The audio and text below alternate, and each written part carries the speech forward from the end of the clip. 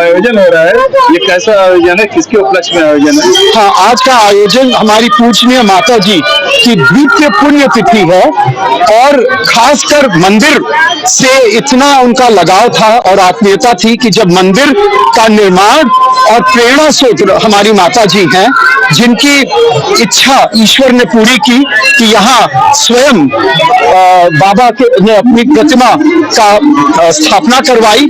और इसकी खूबी क्या है कि जब बाबा शिरडी में 1900 में कुछ आए तो वो नीम के पेड़ के नीचे आए। और ये देखिए कि कितनी बड़ी इच्छा होती है ईश्वर की, जब दिव्य शक्ति आती है कि जहां अपनी स्थापना कराए वहां एक नहीं दो नीम के पेड़ हैं। यहाँ सामने आप देखिए। तो ये मुझे एक नेपाल के भक्त ने बताया कि ये स्थापना आपने यहाँ क्यों कराई, तो मैं उस टाइम इतना मुझे इसका नॉलेज नहीं था। तब उन्होंने कहा कि नहीं, ये स्थान रिक्त था क्योंकि बाबा स्वयं यहाँ आना चाहते थे। जब वो पहली बार पृथ्वी पर आए शिरडी में तो वो नीम के ही पेड़ के नीचे बालक के रूप में योग करते हुए पाए गए, देखे गए। और आपने जो ये स्थान चुना, ये आपने नहीं चुना है, ये स्वयं उस दिव्य शक्ति ने चुना है यहाँ पे अपनी प्रतिमा का स्थापना कराने और मंदिर का निर्माण कराने। यहाँ एक नहीं दो नीम है। और जैसा कि पूरा विश्व जानता है कि उस नीम को उन्होंने मीठा कर दिया था। आज भी शिरडी में वो नीम का पेड़ है जिसकी पत्तियां मीठी हैं और उसको मीठी नीम के नाम से ही कहा जाता है। तो ये दिवस आज हम लोग के लिए बहुत ही महत्व रखता है कि बाबा की इच्छा हमारी पूजनीय माता जी के द्वारा पूर्ण की गई। और आज उनकी द्वितीय पुण्यतिथि पे हम सब उनके भक्त और पुत्रगण ये अवसर को बाबा के कमल चरणों में समर्पित करते हैं। मैं उनका बड़ा पुत्र हूँ शिवदयाल श्रीवास्तव और मैं भारतीय राजस्व सेवा से अभी मुख्य आयकर आयुक्त से रिटायर हुआ हूँ। और ये मेरे मछले भाई हैं, बोले संदीप दयाल। आप क्या कहना चाहेंगे आज के आयोजन के बारे में? बस ये श्रद्धा है हमारी और उन्होंने सही रास्ता अपनाने के लिए कहा, उनके 11 वचन पे हम लोग चलते हैं, यही हमारी श्रद्धा है। हम माता के प्रति आस्था है कि उनके जो विश्वास है साईं बाबा को, इसको हम लोग पाएंगे। इस मंदिर के निर्माण में आप ये कहा जाता है कि आपके माता जी का बहुत बड़ा रोल रहा और पिताजी का बहुत बड़ा रोल रहा है, तो उसको आप कैसे देखते हैं? उसको इस तरह हम देखते हैं कि देखिए, जब ये मंदिर की स्थापना हो रही थी तो हमारी जो माता जी थी वो स्वयं पूरा दिन यहाँ रह करके और जिसे कहते हैं कि अपनी दृष्टि में उन्होंने इस पूरे मंदिर का निर्माण कराया है। जब उन्होंने संबंधन मंगवाना था तो उन्होंने हर एक चीज पे बड़ा विशेष ध्यान दिया कि मंदिर का निर्माण इस तरह होगा। सबसे पहले हनुमान जी के मंदिर की स्थापना हुई, राधा कृष्ण जी के, दुर्गा माता जी का शिवालय बना। फिर उसके बाद आपने देखा कि श्री साईनाथ स्वयं यहाँ प्रकट होकर के उन्होंने, जैसे हम ये कहेंगे, उन्होंने ये स्थान चुना और यहाँ आके अपने प्रतिमा को इन्होंने अपनी स्थापना करवाई है। और उसके बाद यहाँ पे शनिदेव मंदिर की भी स्थापना हुई है। तो माता जी का इस मंदिर से विशेष एक लगाव रहा है और मतलब उन्होंने अपना पूरा जीवन इस मंदिर के निर्माण और उसकी सेवा में उन्होंने अपना व्यतीत करा है। और यहाँ पे जब इस मंदिर का निर्माण हो रहा था तो चाहे कुछ भी जैसे वातावरण हो, कोई भी किसी तरह प्रकार का मौसम हो, वो स्वयं यहाँ रहती थी। और किस तरह मंदिर बनना है, उसमें किस प्रकार की, जैसे कहते नहीं है कि वस्तुएं, और किस मतलब बड़े विशेष ध्यान से उन्होंने इस मंदिर का निर्माण करवाया था। एक बड़ा अहम सवाल है, यह स्थान जो हनुमान मंदिर के नाम से जाना जाता है श्रद्धा के साथ, यहाँ पर जो हमने देखा तो यहाँ पर साईं बाबा भी हैं और लक्ष्मी गणेश भी हैं।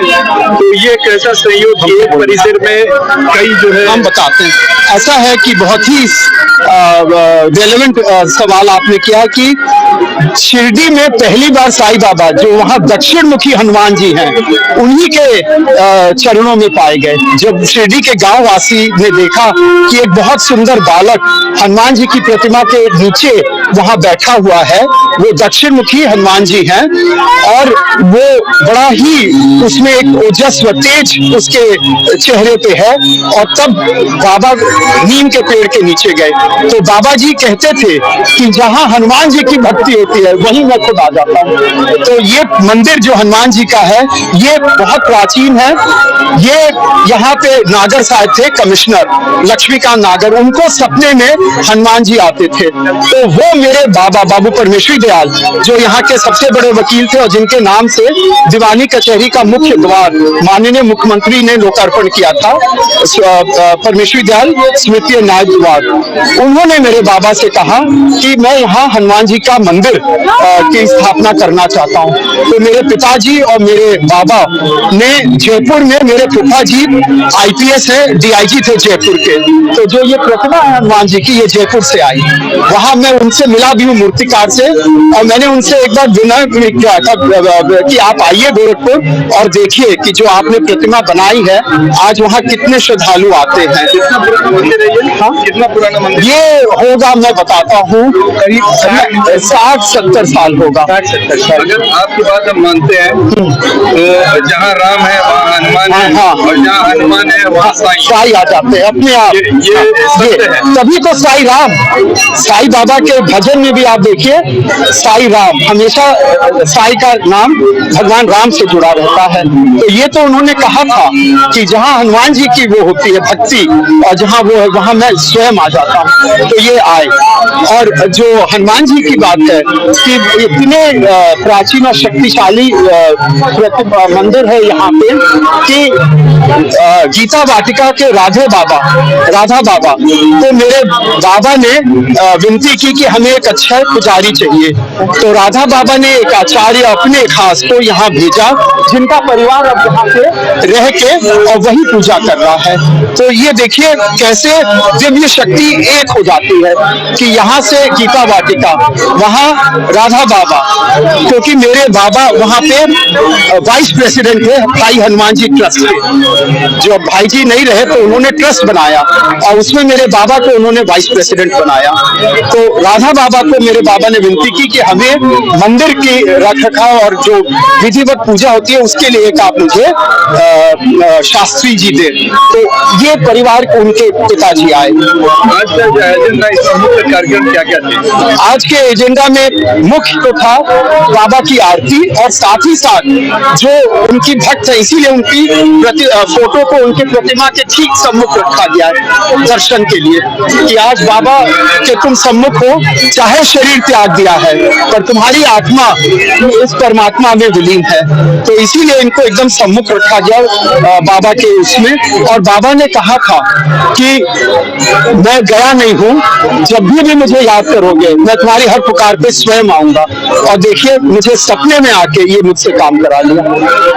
तो ये इसकी महानता है। और बाबा का तो है ही है कि जो एक विशेष उनका था श्रद्धा सबूरी, कि जीवन में इंसान में श्रद्धा होनी चाहिए और सबूरी सब्र करना चाहिए।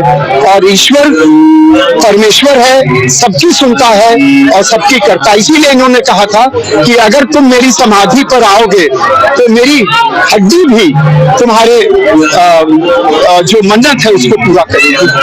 तो इसी श्रद्धा से हमने। और एक खास चीज हम और बताएं कैसे दिव्य शक्ति अपना रूप दिखाती है। जब प्राण प्रतिष्ठा हो रही थी तो जो वाराणसी से शास्त्री जी आए थे उन्होंने कहा कि 5 नदियों का जल से बाबा की प्रतिमा को नहलाया जाएगा। अब आप देखिए मई का महीना 11 मई को मैं यहाँ बैठ के और पंडित जी हैं जो शास्त्री जी रामनारायण जी, हम लोग 5 गगरी से कर रहे थे, अपने आप बादल खुल गया और 15 मिनट या 10 मिनट की वर्षा हुई। बाबा ये संकेत दे रहे थे कि तुम क्या मुझे स्नान कराओगे। मैं स्वयं आकाश आसमान से अपने प्रतिमा को क्या कहेंगे पवित्र करूंगा कि प्राण प्रतिष्ठा हो। ये चीज मैं आज तक याद रखता हूँ कि हम 5 गगरी का सोच रहे थे, यहाँ पूरा आसमान 11 मई को आप सोच लीजिए, कभी नहीं होती है वर्षा गोरखपुर। 11 मई को 10 मिनट के लिए पूरा आसमान खुल गया, पूरी वर्षा हुई। तो पंडित जी ने स्वयं मुझसे कहा कि अब गगरी की कोई जरूरत नहीं है, वो स्वयं यहाँ आ गए हैं। ये है बाबा का। नमस्कार, आदाब, सत श्री अकाल। मैं हूं मोहम्मद यूसुफ, आपका मेजबान। आज हम गोरखपुर के हनुमान मंदिर में मौजूद हैं। बेतियाहाता का प्रख्यात हनुमान मंदिर जो 60 साल से अपने भक्तों को आशीर्वाद दे रहा है। आज मौका है स्वर्गीय श्रीमती पुष्पा दयाल जी का द्वितीय पुण्यतिथि का। ये वही महिला है जिन्होंने करीब 70 साल पहले इस मंदिर की स्थापना की, इस मंदिर की नींव डाली और अपना पूरा जीवन इसी मंदिर की सेवा में लगा दिया।